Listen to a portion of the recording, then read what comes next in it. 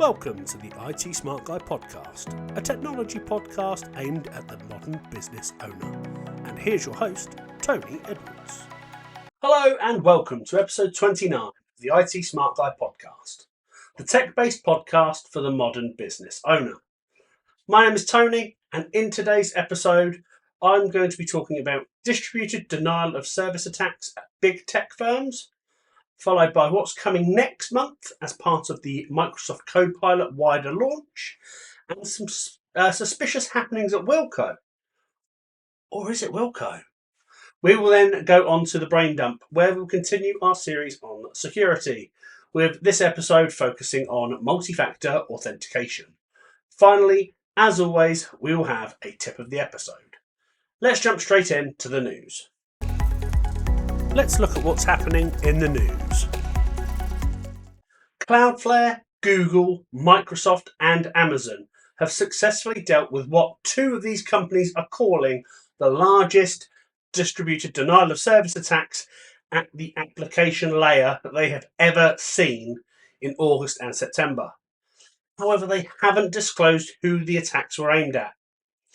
These attacks were possible because of a previously unknown weakness in the HTTP2 protocol, which they've named HTTP2 Rapid Reset. This news comes from The Verge, and HTTP2 is a technology that makes websites load faster by allowing multiple requests to be made to a website over a single connection. Cloudflare explains that these attacks involved an automated process of sending and immediately cancelling hundreds of thousands of requests to websites using HTTP2. This overwhelmed the servers, causing them to go offline. In more detail, Google experienced the most intense attack, with over 398 million requests per second, which is more than 7 times larger than any attack they've encountered ever before. Cloudflare also saw a peak of 201 million requests per second, which they consider a record-breaking figure. Amazon recorded the fewest requests, reaching a maximum of 155 million per second, and Microsoft have yet to disclose its own statistics. DDoS attacks are quite common. For instance, in June, Microsoft reported a large-scale Layer 7 attack that disrupted Outlook for thousands of users. In the same month, a fan fiction website called AO3 was also affected by these DDoS attacks. A group known as Anonymous Sudan has claimed responsibility for both of these attacks. Now, for more details on how these attacks worked, Google has published a blog post explaining some of the technical aspects, and I will include a link to this post in the show notes. Next up, a Copilot update. Microsoft is adding a new helper called Microsoft 365 Copilot to OneNote in November. This Copilot can do various tasks like making lists, helping you plan, and even rewriting your notes. Starting on November 1st, Microsoft 365 customers on specific business and enterprise plans can use Copilot, and OneNote will be one of the apps where it's available. Microsoft has been testing Copilot in apps like Word, Excel and PowerPoint with a few enterprise customers over the last 6 months. And in November, they will start charging $30 a month per user to access Copilot. Sounds a bit pricey, but Microsoft think it will change how people create Office documents going forward. In OneNote, Copilot will be in the Home ribbon section as a side panel on the right. It can summarize your notes, make to-do lists, plan events, plan meetings, or even answer questions like a chatbot. Microsoft plans to bring Copilot to the regular Microsoft 365 for consumers next year. Since many students and regular users use OneNote, it's likely to be one of the first apps to get Copilot for those consumer users. They're also planning an integration of Copilot into OneDrive in the future. All good stuff, right? Finally, shoppers have lost hundreds of pounds after being conned by a website pretending to be that of troubled retailer Wilko. South Yorkshire Police say they have received over 20 reports of people losing cash to a fake website. The high street chain collapsed into administration in August of this year. PC Angela Senior said, "Unfortunately, cyber scammers are often very good at making fake shopping websites look realistic." PC Senior said that the reports had been received in both August and September, with each victim losing up to £200 as a result. Now, it's really important that people remain vigilant to the fact that these fake websites are out there, and users need to make the necessary checks before making any purchases. A police force spokesman also said that they know how tempting discounts and clearance sales can be. However, they encourage people to stop and query whether a deal is too good to be true before they make a purchase. From me, just use your common sense. The spokesperson then went on to advise online shoppers to research retailers before purchasing. Now, all 400 Wilko stores across the UK were due to close by the end of October this year, and more than 12,000 staff have been unfortunately made redundant as a result. So if a deal's too good to be true, people, do your research, and chances are it is. But that's it for the news. We're going to move straight into the brain dump. It's time for the brain dump. It's brain dump time. This means a new topic in our security series. Today is all about MFA.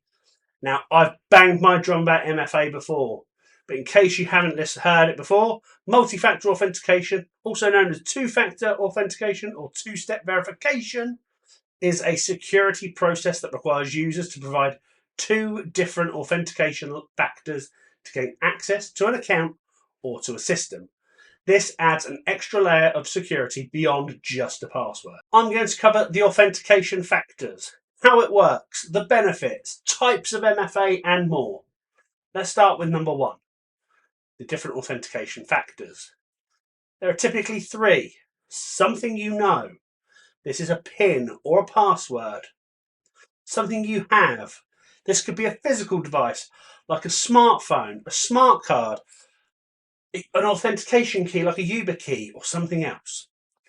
And the final one is something you are. This is referring to biometrics, fingerprints, facial recognition or eye scans. So they're the factors. But how does it work?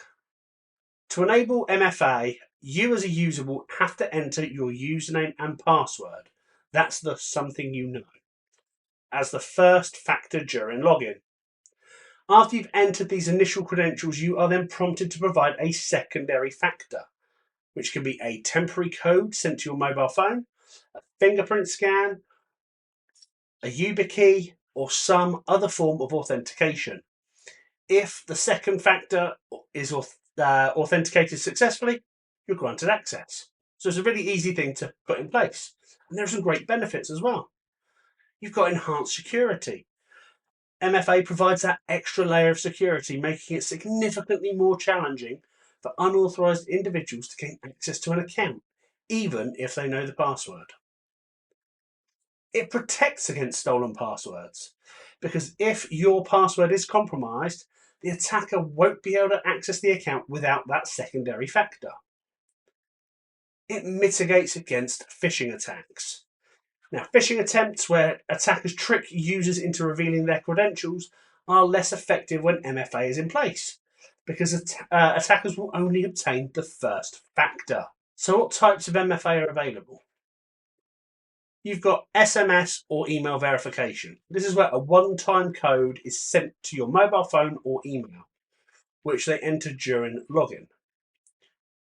You've then got authentication apps. Users install these apps onto their smart devices, and these generate time-based or one-time codes. You've then got biometrics. Users can use biometrics like fingerprints, facial recognition, or retinal scans. You've then got physical security tokens like these. Some organisations issue physical devices that generate or display one-time codes. And then you've got push notifications. This is where a notification is sent to a mobile device and it prompts them to approve or deny access or input a code. That all sounds good, right? But there are some considerations you need to think about. It's essential to have backup codes or alternative authentication methods in case your primary method fails. For example, you lose your phone. It needs to be convenient as well. While 2FA or MFA enhances security, it can be seen as an inconvenience. Balancing that security and user experience is critical. And when it comes to implementing it for individuals, it's available across many online services. Email, social media, online banking offer MFA as an option in their security settings. Now, for a business, implementing MFA for employee accounts is a recommended best practice to protect not only your business, but your business's company and sensitive data. While MFA does significantly improve security, it is not without its vulnerability. For instance, SIM card swapping can bypass SMS-based multi-factor authentication, and biometric data must be stored and protected securely. Additionally, user privacy concerns may arise, particularly when you're storing biometrics for authentication. Now, in summary, MFA is a powerful tool for enhancing security by requiring users to provide two distinct factors to access an account or system.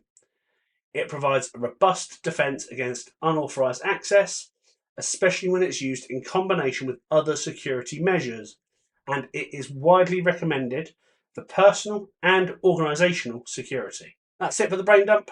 Let's go on to the tip. Our tip of the episode. The tip this time is related to MFA, and I want you to make MFA a habit and not an exception. MFA can be a potent defense against unauthorized access, but its effectiveness depends on you and how consistent you are when it comes to use. Now, consistency is key. Ensure that MFA is consistently enabled for all of your sensitive accounts. Email, financial services, and social media just to start. But you don't want to limit it to just those most critical ones. Every layer of protection counts. Adopt those authenticator apps. Google Authenticator, Authy, Microsoft Authenticator, there are loads. In addition to SMS codes can be intercepted. These apps generate one-time codes which provide additional security and reduce dependency on text, because like I said, text can be vulnerable. You want to make sure you keep a safe record of your backup recovery codes. These are provided during MFA setup. Store them somewhere securely, because they're essential for account recovery if you lose access to your primary MFA methodology. Next, you want to protect your second factor. If you use a hardware token or a mobile device as your second factor, protect it like a valuable possession. Lock your phone with a PIN and biometrics and ensure your hardware tokens are secure. You want to keep your recovery email secure. Ensuring that your recovery email address is secure is imperative, and you need to make sure that the password on this account is super strong. This email is what you're going to use to regain access to your accounts if you lose access to that primary MFA method.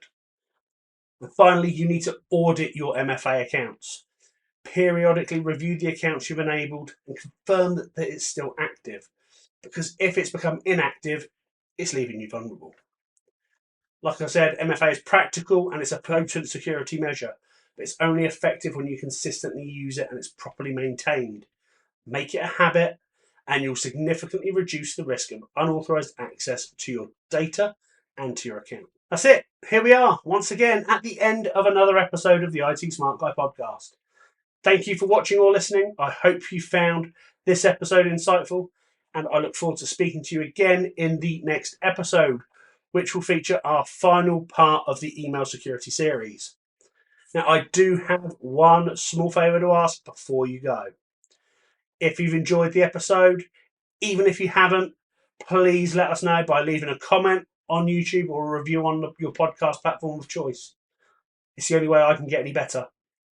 And if you haven't already, give us a like and a subscribe on YouTube, Spotify, Apple Podcasts, or wherever you get your podcasts. I've been Tony, the IT Smart Guy, and I will see you next time. Thanks for listening to the IT Smart Guy podcast. Hope you've enjoyed this episode. Please do consider to like and subscribe on your podcast platform of choice.